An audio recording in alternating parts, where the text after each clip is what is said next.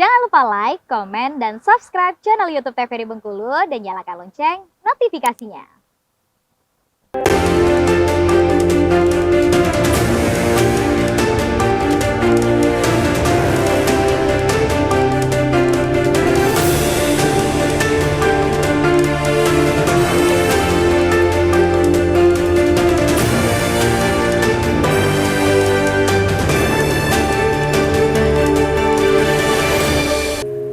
Assalamualaikum warahmatullahi wabarakatuh, pemirsa TVRI Bengkulu. Kontestasi pemilihan umum merupakan langkah kita untuk menentukan siapa yang akan memimpin arah bangsa ini ke depannya. Kontestasi ini bukan untuk kontestasi peralihan kekuasaan semata, namun kontestasi ini dapat kita artikan sebagai wadah demokrasi, pesta demokrasi untuk seluruh rakyat Indonesia. Maka dari itu kita harus memeriahkan serta antusias untuk menghadapi pemilu yang akan kita hadapi pada bulan Februari tahun 2024 mendatang. Sehingga dengan seperti itu, Brando TVRI Bengkulu hari ini mengangkat tema berkenaan dengan politik praktis pemilihan umum. Pada edisi hari ini yang akan saya pandu selama kurang lebih 1 jam ke depan bersama saya, Pusu Siregar. Sudah hadir juga di studio TVRI Bengkulu, saya perkenalkan terlebih dahulu kita kehadiran Presiden Mahasiswa dari UIN Fatmawati Soekarno. Saya perkenalkan ada Saudara Ridho. Siap. Pres Ridho nih. Bagaimana Pres aktivitasnya hari ini? Ya, terima kasih sebelumnya ya Bang. Aktivitas Alhamdulillah berjalan dengan lancar, ya masih bergelut di dalam kampus lah hari ini ya. Oke, artinya banyak aktivitas kampus yang hari ini banyak juga berkenaan dan menganalisa berkenaan dengan pemilu hari ini atau seperti apa, Pres? Ya, kita barusan tadi malam kita juga menyaksikan debat kandidat yang pertama nih pertama kan, nih ya, di antara capres dan cawapres di presiden untuk tahun 2024 mendatang. Gimana tanggapannya, Pres? Ya, menurut saya dari debat yang telah dilaksanakan oleh KPU semalam merupakan suatu bentuk langkah pertama bagi kita pemilih, anak muda ya dan mahasiswa khususnya untuk dapat melihat dan mendengarkan gagasan visi misi dari para kandidat calon pemimpin bangsa kita ini ya. Dan saya pikir dari perdebatan inilah nanti kita dapat menyimpulkan siapa calon pemimpin yang memang dapat memberikan gagasan yang bagus sekaligus dapat memberikan fakta-fakta dalam menjalankan tugas nanti sebagai kepala negara nantinya. Itu harapan kita. Oke, menurut Pres sendiri seberpengaruh apa debat calon presiden ya? Karena tadi malam tidak ada cawapresnya ya, Pres. Ya. Debat capres ini untuk mempengaruhi para pemilih. Karena ada pihak yang beranggapan, oh ini penting, tapi ada juga pihak yang beranggapan bahwa tidak terlalu berpengaruh nih. Kalau dia udah memilih satu, ya hati nuraninya ke satu itu tadi, ke capres pilihan yang tadi. Ya, memang secara tidak langsung debat kandidat ini memang tidak terlalu berpengaruh lah. Memang ada dua sisi nih ya Bang. Ya. Pertama sisi orang-orang yang memang dia sudah fanatisme terhadap satu paslon kandidat. Mau seperti apapun tidak terpengaruh ya. Apa yang akan disampaikan oleh calon presiden nanti ya ketika debat kandidat mereka tetap full nih mau dukung pilihan mereka sendiri. Namun ada juga beberapa masyarakat kita yang hari ini memang ya mereka yang masih menentukan pilihan arah pilihan dengan melihat terlebih dahulu nih gagasan dan ide yang akan disampaikan oleh kandidat, maka mereka dapat melihat dengan mata sendiri dan mendengar secara langsung bagaimana calon presiden yang memang memiliki kemampuan untuk memimpin negara ini. Oke, artinya ini juga sangat penting walaupun ya dampaknya sekalipun sudah hati nuraninya memilih ke salah satu atau condong ke salah satu, tentu debat capres ini tidak berpengaruh terhadap satu orang yang akan memilih tadi. Tapi di sisi lain kita juga harus melihat ini sebagai bentuk penyampaian visi misi, penyampaian gagasan yang tentunya juga harus diketahui oleh masyarakat ya, Pres itu ya. Pemirsa, kita sambut terlebih dahulu narasumber yang kedua. Ini adalah akademisi yang tentunya juga memperhatikan perkembangan dinamika politik di Indonesia dan tentunya sangat berkaitan dengan tema kita hari ini yaitu politik praktis pemilu. Saya undang di tengah-tengah kita Pak Ilham Gilang selaku akademisi. Silakan. Pak Ilham Gilang. Selamat sore Bapak. Sore, terima kasih Mas. Bagaimana Pak aktivitasnya sehari-harinya? Lumayan padat.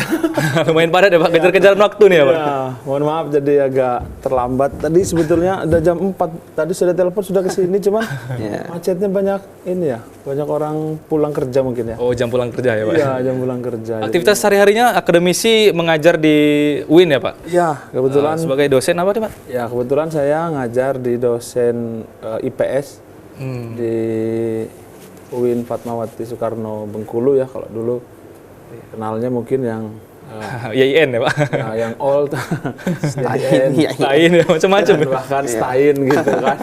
Jadi kalau sekarang kita sudah berubah menjadi universitas. Kalau sudah universitas itu sudah keilmuannya integratif ya. Jadi ilmuannya terintegrasi antara yang Satu agama dengan yang umum. Ya, jadi bukan hanya agama, jadi yang umumnya juga sekarang sudah masuk. Ada korelasi, ada Ya, keterkaitan yang erat di sana ya Pak? Iya, jadi bukan hanya ukhrawi sekarang, Duniawi juga. juga gitu. Pergabungan antara duniawi dan ukhrawi ya Pak? Iya, Oke, kita kembali ke tema kita nih Pak, iya, politik boleh, praktis pemilu. Iya. Kalau di kampus sendiri Bapak selaku tenaga pengajar, selaku dosen, melihat para mahasiswa di kampus ini seperti apa Pak menghadapi pemilu ini?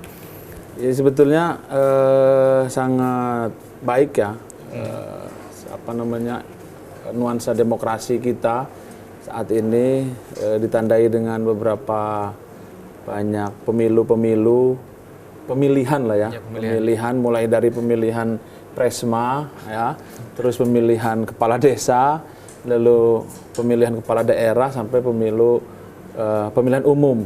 Karena yang disebut pemilihan umum itu kan yang hanya di pusat saja. Kalau yang pemilihan itu bisa di pemilihan kepala daerah, pemilihan presma, pemilihan Banyak ya, Pak? desa gitu ya. Jadi ini satu tanda yang bagus bahwa kita betul-betul menjalankan tahapan ataupun menjalankan isi dari demokrasi itu, yaitu pemilu itu salah satunya ya, isinya pemilu dengan baiklah sekarang ini. Berarti untuk antusias dari para mahasiswa sendiri menyambut dengan luar biasa atau seperti apa sebenarnya Pak untuk menghadapi pemilihan ataupun pemilu ini sendiri? Iya, dalam pemilu ini memang mahasiswa ini salah satu segmented atau salah satu generasi yang banyak disasar ya, begitu ya. Jadi Kaum hampir intelektual katanya ya Pak? 59% ya pemuda ini, katakanlah anak-anak mahasiswi ini disasar sehingga dia ini mau tidak mau dia ini ikut dalam suasana pemilu gitu. Mungkin salah satu juga ini pendidikan politik ya, karena dalam amanat undang-undang itu partai politik, terusnya tokoh-tokoh politik, peserta politik itu wajib memberikan pendidikan politik ya, salah satunya. Ini juga yang menarik Bapak. Artinya kan antusias dari para mahasiswa ini cukup tinggi. Artinya untuk ikut serta dan meramaikan dalam tanda kutip pemilihan secara umum ataupun pemilu secara khusus yang akan kita hadapi di tahun 2024. Apakah antusias yang tinggi ini berbanding lurus dengan pemahaman politik yang baik? Berbanding lurus dengan pendidikan politik yang baik juga di kalangan mahasiswa hari ini Bapak?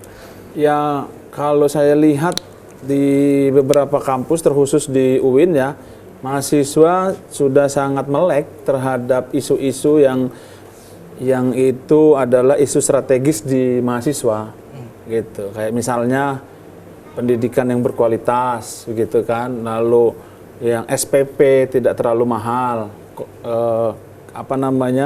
tidak boleh komersialisasi pendidikan kan begitu. Terus isu-isu tentang misalnya hukum gitu, isu-isu tentang kebudayaan dan yang lain sebagainya. Saya kira mahasiswa sangat melek ya sekarang, apalagi ditandai dengan keterbukaan semua informasi kan, mulai dari yang informasi konvensional sampai yang informasi sosial, media sosial itu kan semuanya terbuka kan. Jadi mungkin ya saya sering juga ngobrol dengan Ridho, ini salah satu mahasiswa terbaik lah di kampus kami. Presiden mahasiswa ya Pak? Presiden mahasiswa kan gitu. Nah, jadi sering diskusi tentang beberapa hal, mulai dari politik, mulai dari ekonomi, pendidikan, beberapa hal.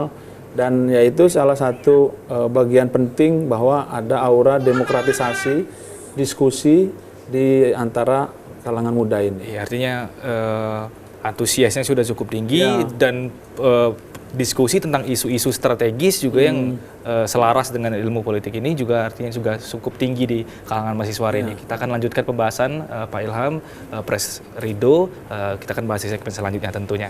Baik pemirsa, jangan kemana-mana, tetap di Brendo TVRI Bengkulu.